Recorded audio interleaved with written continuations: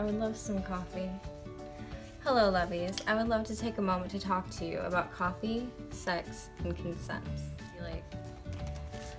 Okay, lovies. So, sex is like coffee. Before you offer somebody coffee, you're obviously gonna know if they even like coffee. And just because they like coffee doesn't mean they want coffee right then or from you. Alright, let me tell you one of my biggest pet peeves. Consent goes both ways. So, just like someone might be offering you coffee and you don't want it, somebody might have had lots of coffee. That doesn't mean that you are open to them having yours. When I was 15, I had a boy once tell me that he had seen hundreds of naked women, so there shouldn't be a problem with me changing in front of him. Just because you've had coffee doesn't mean you can have mine.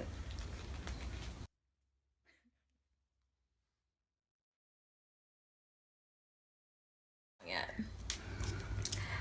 I was going through a really hard time once. I may have drank a bit more than I should have. In this impaired state, I climbed into the bed of somebody who I'd been sleeping with and was kind of aggressive with my crawling. Instead of taking advantage of the situation, he told me no. He rubbed my back and soothed me and told me to calm down. It was all good. He made sure I was safe. He made sure I was okay, that it was nothing against me, that he did like me, but that he was not going to allow me to compromise myself in such a way. And then he put me to bed. Alone.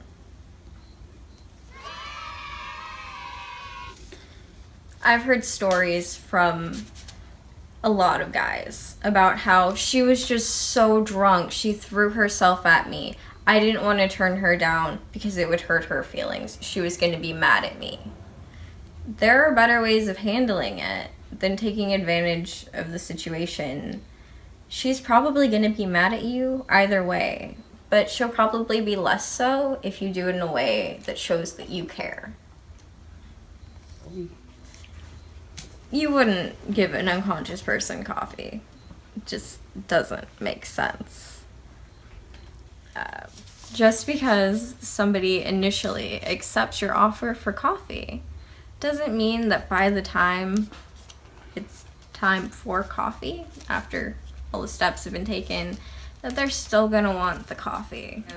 They don't owe you actually drinking the coffee. They have the right to change their mind.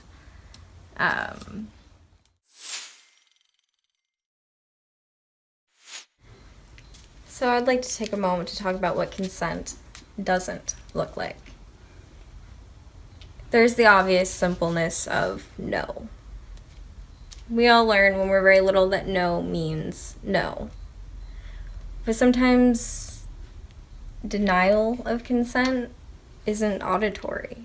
Sometimes it's the little ways somebody moves away from you, the tenseness of muscles, the unwillingness to make eye contact, just being aware of the change in energy and checking in with somebody on where they're at can make all the difference in knowing, because consent is mandatory.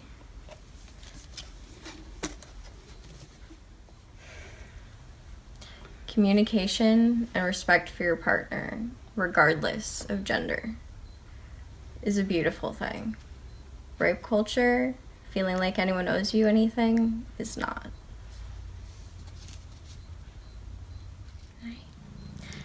Abigail and I are gonna have a cup of coffee.